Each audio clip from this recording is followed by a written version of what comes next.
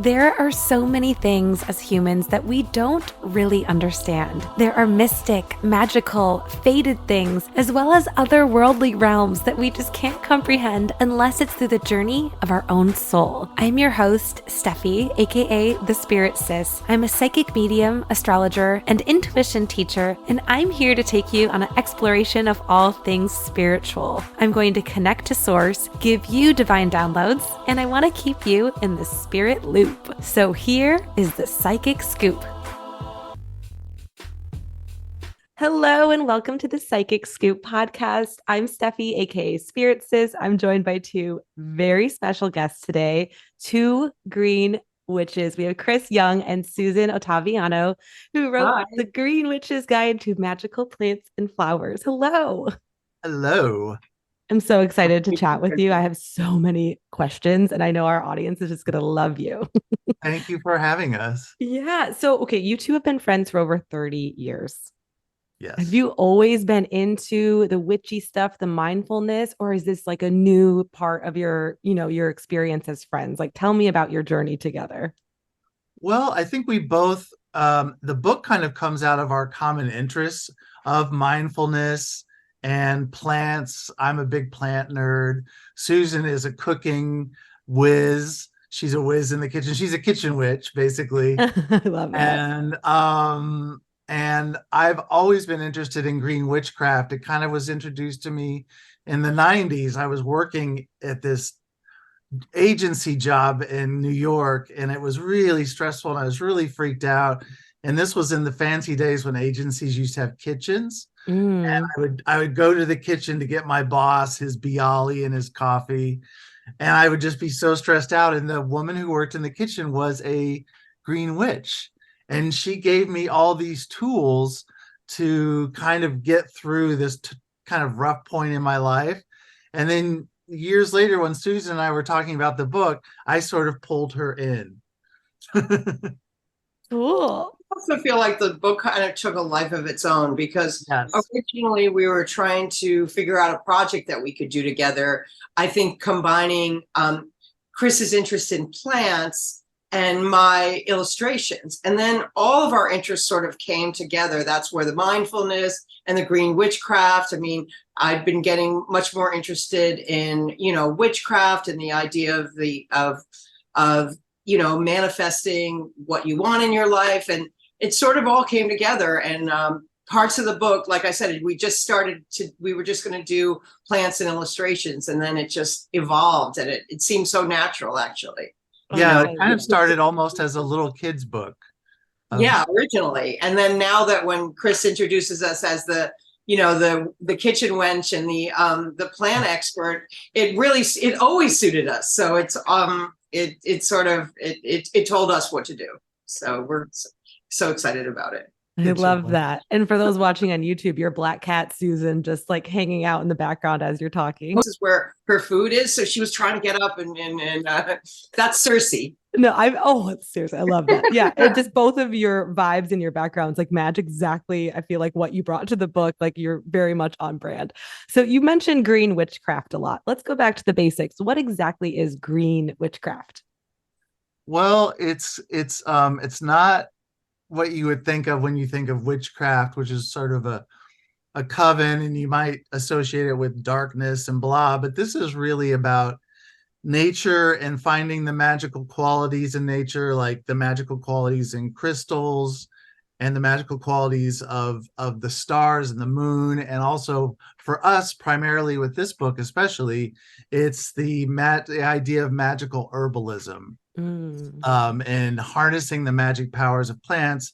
And we actually did it here to be all love attracting, and not the manipulative kind, where you're trying to lure somebody in, but just general stuff to attract love into your world and self-love, and even the love of your cat. I love that. Animals. Yeah, I think that's a big misconception, is that all love spells or love potions is supposed to be traps. Yes, exactly. That's cool that reestablished that this book is about self-love and the importance it's not of those manipulative in it. There's a lot of, and we also have a common interest in mythology and Greek mythology.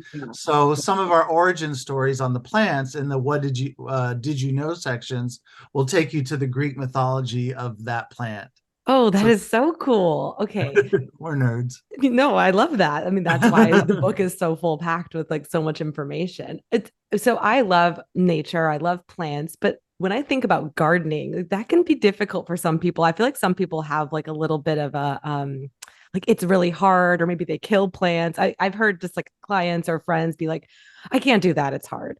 So if I were to ask you maybe just how to set up a space like for plant magic or green witchcraft, like what would be the first place to start?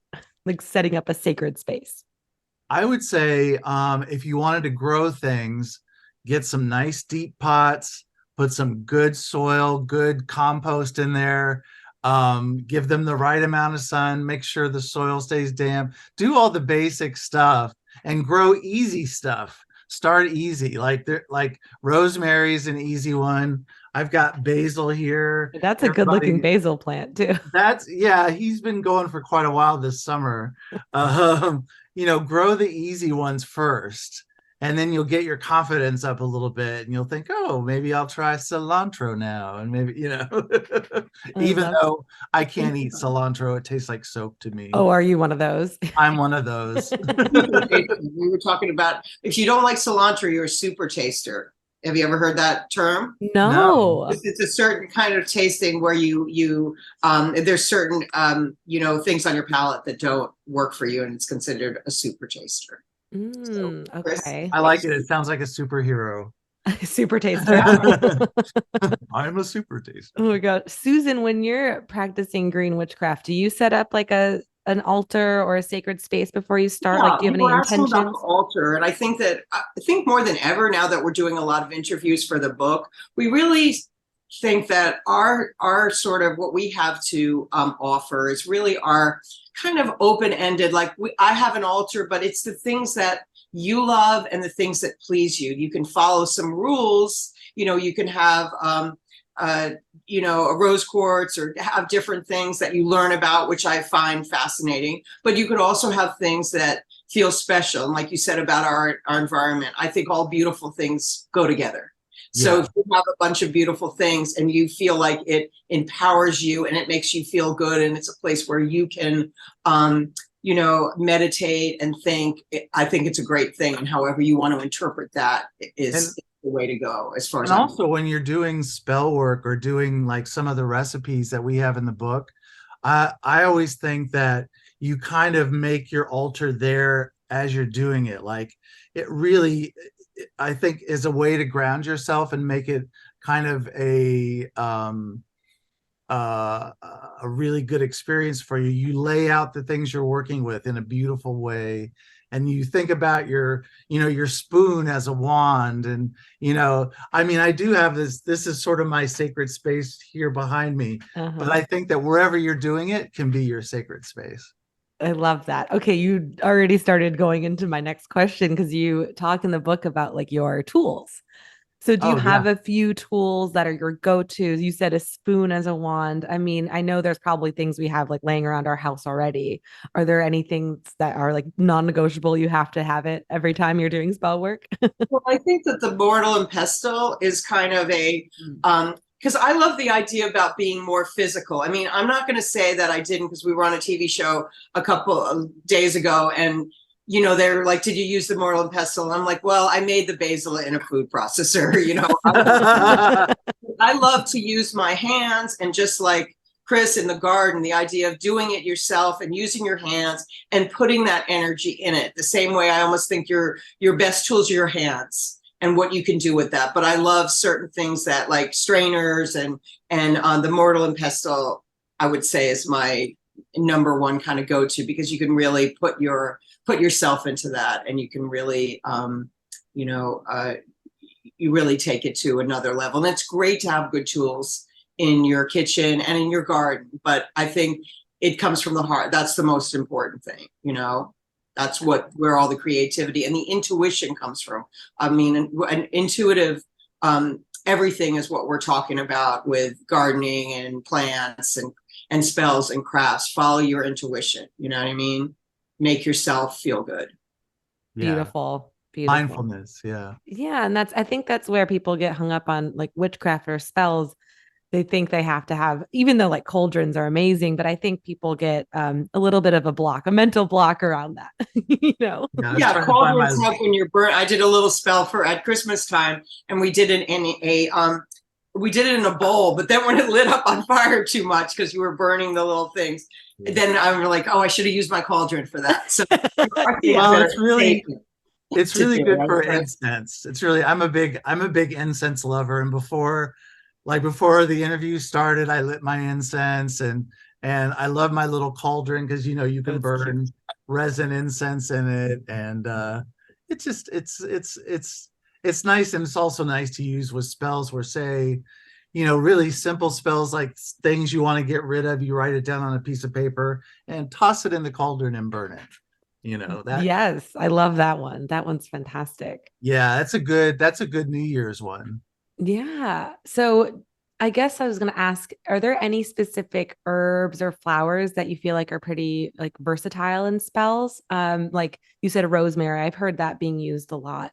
So yeah. I know you have so many different spells and ingredients in your book, but sometimes when I've been like looking at spell books in the past, I'm like, I don't have this ingredient or this, and then I get hung up.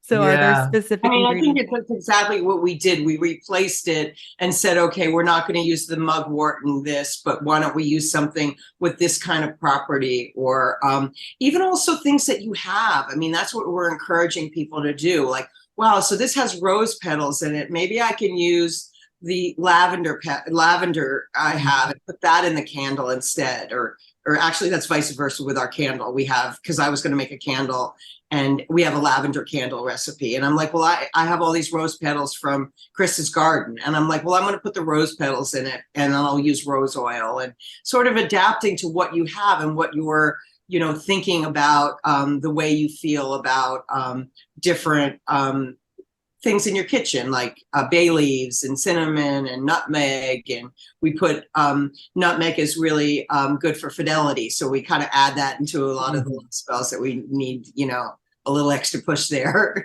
And rosemary is good for passion. So, and rosemary is really versatile too. Like some of them, like roses and rosemary, are super versatile. Like you can almost always substitute them for something that you don't have.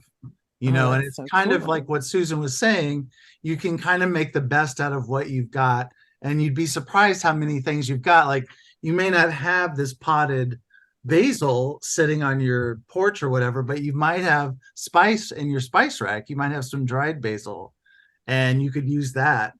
Or you have a little basil and you have a little mint, and then you add that to your pesto. Or I just have parsley left over, so I added parsley to the basil that I made today. So it's like you become good at these things, like what you're saying about gardening. I'm not really a good gardener, so I can't really talk on that one. But I think with food, if you work intuitively, and the same thing about art and creating things, you need to, it's a trial and error thing, and you need to fail a little bit, and like, I don't like that as much, but that's how you really refine your intuition for creating things. Yes. Wow. Both of you answer the question I'm about to ask next, like just intuitively, naturally. You're both so in tune with each other, and like, or we're in tune with you. Yeah. I'm just so fascinated because both of you have so much knowledge. So I know it comes from a research, like you're saying off the top of your heads, like, oh, this is for passion and this is for love, or so it comes from experience. So would you mind sharing like maybe a favorite spell that both of you came to do, either separately or together? Like, because I'm sure all of that was really important conceptually when you were putting together the spells for the book. So is there one like fun memory or story of a spell work you've done? I'm really into, I would say, if I had to pick something from the book, a couple favorites of mine are, I love the rose. We incorporated rose into making soap as a way to get that energy into and having a bath with rose petals. I really love that. And it's also something you can do for yourself. So I love that. I love the basil, of course. because I'm such a sucker for pesto. I'm making it sound like it's a cookbook, but it's really not a cookbook. I'm just food obsessed because I haven't had my breakfast yet. Yeah, I get Well, it. it's evolved for us too, because I think, we Yeah. started with Chris is talking about the rose soap, and then we were doing last year. I was really into before the book was out, really into all the different bath salts and everything like that. And I was really moving in a lot of bath remedies. And then now we're kind of moving in, like I love the that Aphrodite spray that I made for, this is our rose soap. I made Oh my for gosh, I love it. a pillow spray and a spell that goes along with that to attract more lucid dreams into your life. And it's just, I think this is where the mindfulness comes for me. And I feel like as we've gone through this book and as I've matured in age, the mindfulness is just so important, because these rituals are creating this ease. And that, like what I'm just saying about the pillow spray, you're spraying that on and you're preparing your bed for you to go into it. And these rituals are just really important to kind of calm me and ground me and center me now. So I feel like that these kind of things that we're doing are really twofold. Or we made this strawberry vodka that we've been serving lately, that one of our other podcast interviewers were telling us about, that he did for his Beltane party. Oh. And we've made that. And it's like a love potion, but so good. Share with your friends. And you can have a little nip by yourself and things like that. You know what else is good with basil? I was just thinking because we tried to make the spells really simple in the book, so that they're not, because you were saying like witchcraft can sound like kind of like overwhelming, or what do I need? Do I have the tools? So we tried to make everything really simple. Like a really simple spell I love is, if you're having bad dreams, put some basil under your pillow and it will help you with that. I love that. Stuff like that. It's so simple that it might make you think, wow, well, what would rosemary do? And, and then you can research it and find it out. And then you think, okay, I'm putting rosemary under my pillow tonight, and that's going to give me great dreams and stuff like that. Yes. And just to echo what both of you have said, intention is really the key here. Yeah. It's everything. Yeah. And I think when you say feeling overwhelmed, like, with a spell, a garden, a recipe, you shouldn't feel overwhelmed with a recipe. You should feel like, when you look at it like it's the Bible or the law or something, you have to learn to become like a little bit more fluid with it and try it and substitute and say, that was a little too strong for me, or I didn't like it as much, right. But like any other recipe or thing that you're doing in life, you have to, course correct and adapt based on your personality and, your intuition, like you said. Right. Or maybe you're making an oil, like a facial oil, and you want to put rose in it, but you don't have rose. So you substitute maybe lavender, that kind of stuff. Like we have for tulips, I think we have a tulip and rose skin oil that we created. That's really one of my favorites that Chris did. The tulip oil is really, and it's kind of this luxurious little oil that you feel like you're being anointed when I feel like right. You feel like you're spoiling yourself. Yeah. Wow. And by looking at both your skin, I do believe that, because you're both glowing. It's the rose oil, but thank you. I smell like an old lady. Oh no. It's old witch. We love that. An old witch. But not even old, just eternal witch. An old witch. I like that. Are there any specific, I guess, again, I hate like putting rules on anything, but for both of you, are there any specific time of day you like to do rituals, or maybe even moon cycles? Do you tune into planetary alignments at all? I like to use the power of moons. I'm really fond of that, and making moon water. I don't know if you've heard of that, where you set out water under a full moon, and then you have this water that's charged up to do whatever you might have done with the spell with water, but because you're using moon water, boom, you've got so much more power to your spell. So I love that. I'm a big fan of, because I studied I have these friends, Bridget and John, who live up in Oregon, and they are into fairy magic. And so on full moons, that's when you give offerings to fairies. Like you might go out and leave a little glass of wine and a little piece of cake Oh, that's on that cute. night. Yeah, because you want to keep the fairies happy, especially if you're gardening, because Wow. they're sort of in charge of the plants. So Yeah. Susan, they're do the you have plant any divas. rituals or things you do like during Well, I any think the cycle? interesting thing too, when you were asking that question, is like Chris is a morning person and I'm a night person. So we sort of have the whole kind of like, so I kind of do more rituals around, I would say, the night than the morning. And I think he's definitely like up with the sun. So it's an I'm up with the interesting sun. combination. But we're also learning Oh as yeah. we go with a lot of things that parts of green witchcraft, and also like what we're talking about, moon cycles, that we are more and more attracted to. So I think we're moving farther in that direction for each of us. We've learned more about it, and we're getting more back. I think that I think I said that about the mindfulness has just been, the magical mindfulness has just been such a great thing for both of us on a personal level as Well, and well. like the mindfulness comes in on every level. Like for me, one of the greatest things you can do is pull weeds. Like pulling weeds in the garden, if you've got access to a garden, or even if you're gardening on your windowsill, I have to say, if you want to calm yourself and ground yourself and quiet your mind, pulling weeds, man.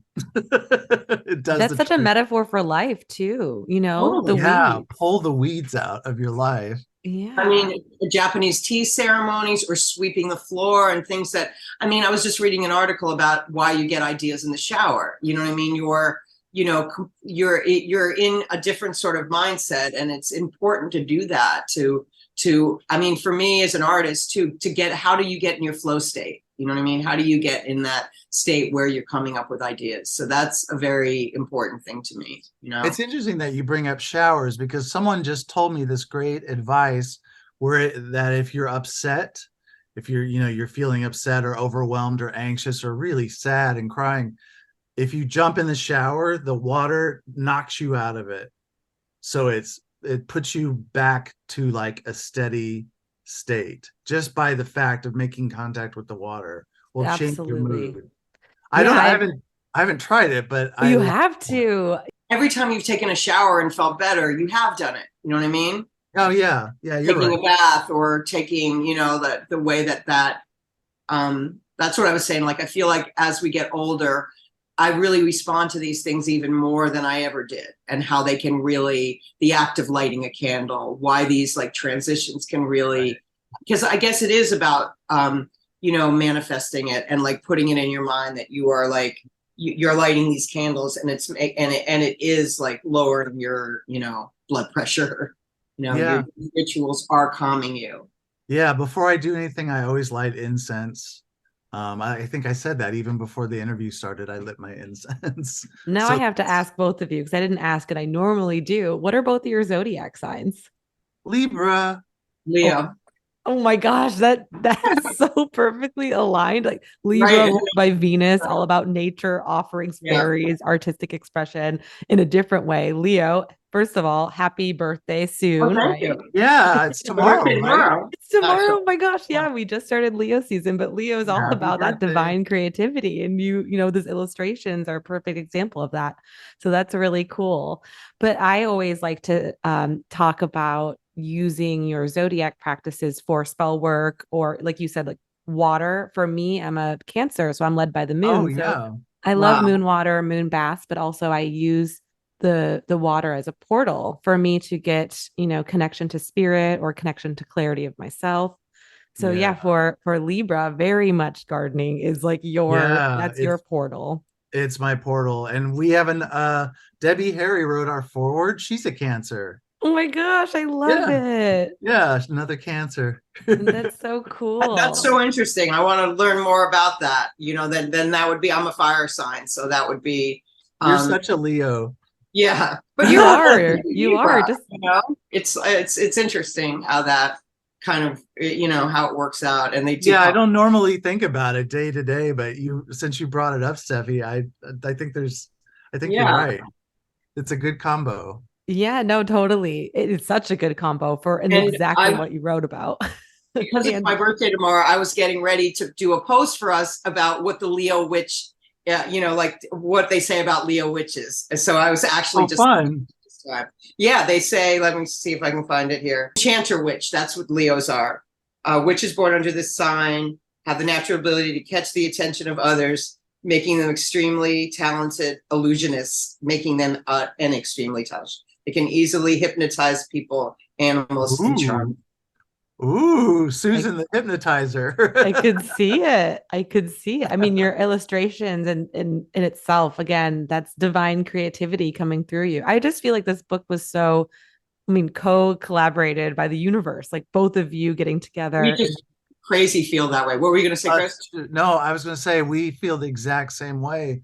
The book kind of started as this little tinkle of an idea after we had martinis, and then one night, and it just kept growing and growing in a way that was so magical. It sounds so corny to say that, but it really at a certain point took a life of its own and just started becoming this fat little book that we have now. And I'm amazed. It was never to be our life focus, but what was really funny too is when we were at crunch time at the end of when we had to have all of our stuff in for the deadline, there's a whole bunch of time. There's a couple months where like we didn't have any time to really communicate. So he was writing his part, he was adding more things to his manuscript, and I was just like jamming on the illustrations. And I couldn't believe it when I was putting the book together that like I did some illustrations for parts that I had never seen before. I mean, I didn't see them like it all fit, because it was like we were that like, okay, we still had a bunch of stuff for both of us to do. Yeah, it's a little enchanted, I gotta tell you. With Narcissus, you wrote the poem about Narcissus, and I had that mirror with the Narcissus blossom inside of it. Yeah. And you had a spell that was just perfect for that. And I was like, oh my God. Yeah. I don't even know. Is that a flower? You said the narcissus. What is Narcissus? it? Yeah, paper whites. See, like that's why you're so in tune. I mean, that's okay. So I want to ask now too, what are your favorite? I mean, it's hard to pick a favorite, but what are your favorite like magical flowers or magical plants? Like what are you drawn to in this moment, in this right now? I really, and it might be because we were so focused on love, but the ultimate plant for love is roses. And I kind of every year every season I have a different plant crush. Like I'll be all about salvias. This is so nerdy sounding, I realize. No, it's not. I'll be all about salvias, or I'll be all about geraniums, or I'm all about. And in the last year or so, and I think because of the book, the way it's forced us to focus on some of these plants, roses have really been my thing lately. And I'm always collecting petals for Susan, and I send them across the country, and then she turns them into magical things like soaps and, so candles, whatever. So I'm really into roses lately. I love that.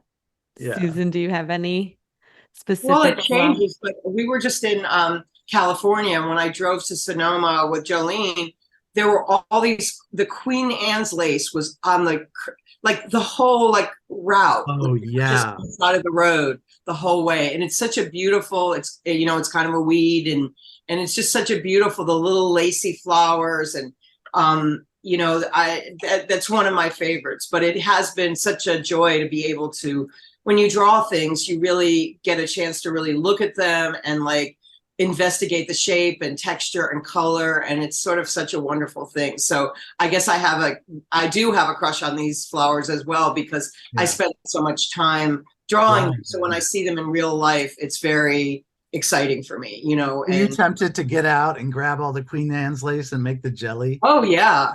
We have a Queen Anne's lace jelly recipe in the book. Oh yeah. my gosh. But you have to wait till it's in season, and I don't have any, so I can't do it yet. Last year, I rented this cottage when I was finishing up the book. That cottage that I rented for a few days, and I saw the neighbors. I went outside, and all I just had is a little manicure nail scissors, right? and I was cutting all the little queen's lace to make a little bouquet. And I could see the neighbors were looking at me like, okay, what are you doing? You know, but I was able to have a really beautiful, wildflowers in the house that I was. Lace is the best. I love it. We need a spell for judgy neighbors.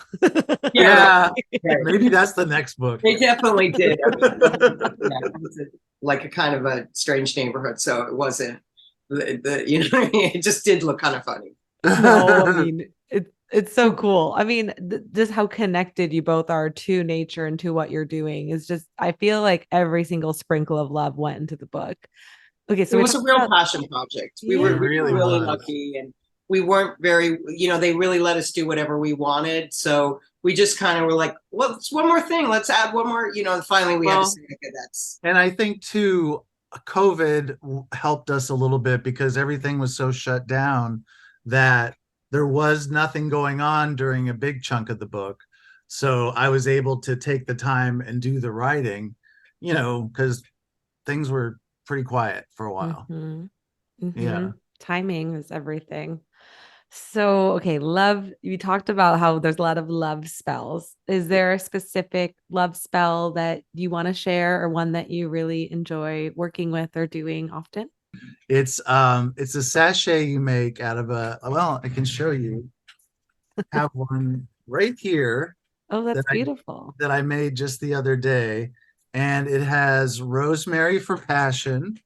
It has rosebuds for love. It has acorns for virility, and it has feverfew for love and protection. And what you do is you put this all together in a sachet like this one, and you carry it with you, and it's a love attracting sachet. And so you carry it with you, and then let's say the time comes that you've sort of found a friend or a partner, or it could be a new cat, whatever, then you've it's done its work, then you release it all back into nature. You put it all back outside when you're done. But the sachets I've been really into. I really love sachets because they're so easy. Yeah. I mean, it's just accessible. You can put it in your pocket or, purse, satchel, wallet, whatever. And it's always there with you. Throw it in your backpack.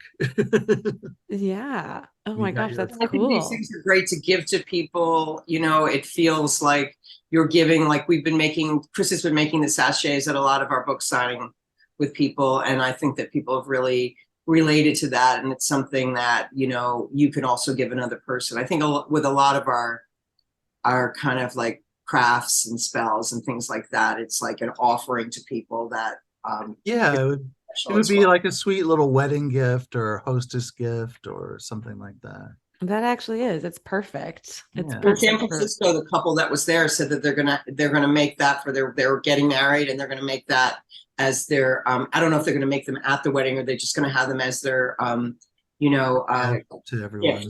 That it's on every plate and everything like that. And it's a wonderful message and a symbolic message. And I think that that's something that we really relate to, Yeah. A lot of our plants also, love is the main focus, but a lot of the plants are also for protection and love and wealth and different types of things as well. And I think that's important. Yeah, I think almost every single plant that we chose for the 26 spells, I think almost all of them are protection plants. And when I'm gardening, I am very conscious of my first thing is I want it to be a habitat garden, so it attracts the pollinators and the birds and the bees and everybody. And then I want to know, like, if it's a protective plant and if it's a plant that draws certain energies to the home and to the garden. So, and I was an English major in school, so research is something that I just love to do. So I'm always like looking up plants going, okay, what does this plant do? Well, that's what I like about like everything you've done. You've researched, but then you put it to the test. Like you're actually put it in field research, right? Like you're like, okay, it says it's good for protection. I'm going to use my intuition to use a spell with it, and then I'm going to see how it works, and then put it into the book, like and carry it with me and make it work for me. Yeah. So if someone doesn't have an ingredient that's in your spells, you said most of them are pretty, I would say like easy to get flowers or Yeah, most of tools, them are right? easy to get at the store. If you just want to be careful, if it's anything you're ingesting, Hmm. just make sure that, like, I wouldn't use roses from a florist, because those have been treated with a lot of chemicals, so they look really great on the, in the store, but they wouldn't be healthy for you to use as a facial oil or something like that. You want to make sure, and you can get online. I mean, even, I hate to promote Amazon really, even though they're selling our books, so I love that. But you can get organic herbs on Amazon or on different online sites. So it's accessible and they're not too expensive. You can order organic roses, and then you can. Sometimes they also call it culinary grade, like culinary Oh, very grade great. lavender and things like that, so that Right. that It's safe. yeah. And we've also tried, I feel like, when we were working on the book, I also bought a whole variety of things where I tried um, once or twice. And like just what you're saying about if you don't have that, you can do it with the elements that you do have. You could order it. And that's also a discovery and a journey itself. Let's try to work with, burdock root or something like that, things that we've never done before, mugwort, find out about it. But I also think that, like how using bay leaves and things like, it's like just to be open about it, and where your kind of like passion takes you. If the research part is exciting for you, move in that direction. It's been really fun that I just discovered lately off of Instagram of all things, but it's called Herbal Revolution. Have you guys heard of Oh that? yeah. No, I It's don't think it's a so. thing where they send you every month, they have an herb of the month, and they send you the dried herbs. They send you recipes, how you can make tinctures with it. They send you the flower essence of it so you can use it under your tongue. And last month was rose, and this month I just got a box of all lemon balm. And it's such a great, easy way for me to research stuff, because they send it to me and I'm like, okay, what's lemon balm got for me? Oh, that's really cool. I've never even heard of it. I mean, Yeah. it's fun to make all these kind of things like lemon balm. I made a salt with it, like a body scrub and Oh, different things like nice. that. It's fun to experiment it, and a lot of it again is about intention, about putting that into it for you. Like when you're talking about substituting an herb, I think Mhm. that that's an important element, your intention, and making these special things for people that you love, and I what that love that. means to you. And Love is the just secret ingredient. Or not so it's secret. yeah, about to say, yeah, I love that. But even too, you're talking about how every single protection flower you put, just didn't even realize it. Like everything is a protection flower already, or magic protection. You'd be So surprised, yeah. yeah. So I guess, is there something, do you keep any protection flowers in your home, or are they outside your home, or is it just a part of your spell work? Is there one protection flower in particular you love to work with? I really love, they're so simple, and I think that's what I love about them is just geraniums, your basic geraniums. They say that the old school, the OG witches used to plant them around their cottage, they'd be on the edge of the town, and it was said that the geraniums would curve into the direction of someone who was about to visit, so they would know someone was approaching. And geranium is a great protective flower, and it's so easy to grow. Yeah. That's great. I And love all these things are becoming more interesting to us also as well. It's like washing your doorstep with lavender water, or cleaning your house with orange water, an Or orange kind of alcohol combo in or the new first year. day of the month, spraying Yes, the first day cinnamon of the into month. your doorway I for good do luck. that. Isn't Mhm. that so easy, and it's so great? It's so easy, so fun. And I feel like it does set up the month really lovely. Yeah, that's the combination of things what we're saying about intention and these Yeah, rituals, how they kind of how we benefit from them. right. Mm, I love it. Is there any, I guess, to kind of wrap this up, are there any misconceptions about green witchcraft that I mean, you've already kind of dispelled quite a few, but is there anything, I guess, for advice if there was a beginner and they were scared? Is there anything you would say to get them in the right direction to use the spells in your book? Well, I think it goes back to what you were just talking about with intention. It's just have good intentions, be pure with your wishes, and I think then the rest of it is just icing on the cake. It's just your intention is really everything, and with life, not just with spells. Trust your intuition. Trust your intuition, and like God. develop it. I mean, I think all these things, that's why I said again about, I think for me as an artist, like getting in your flow state, that's what mindfulness is for me, getting in your flow state. And I guess I'm going off because you said more about green witchcraft than mindfulness. But I think that also to dispel, some of the things that people think that are, I don't know, scary about witches, or what the idea they have of what a witch is. You know what I mean? We really don't eat children. We don't do that. Only on full moons. That's amazing. Well, I mean, I just, again, echoing, there's so much love between you two and in what you do. And the book just seems like it was just perfectly divinely created. So thank you. I can't wait for everyone to just go grab their hands on it. So where can they find the book?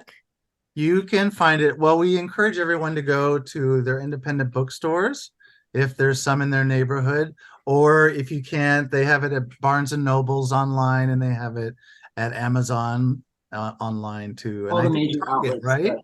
I think of all places. We want to encourage, small business. So that would be great to go to your local store and and if they don't have it, they can order it. Yeah, request it. We're trying to send these book plates around so that some of the local stores have signed copies. So we're working on that now. Yeah. How cool. And where can they find you? On Instagram? At 2 Green Witches, and it's the number 2 Green Witches.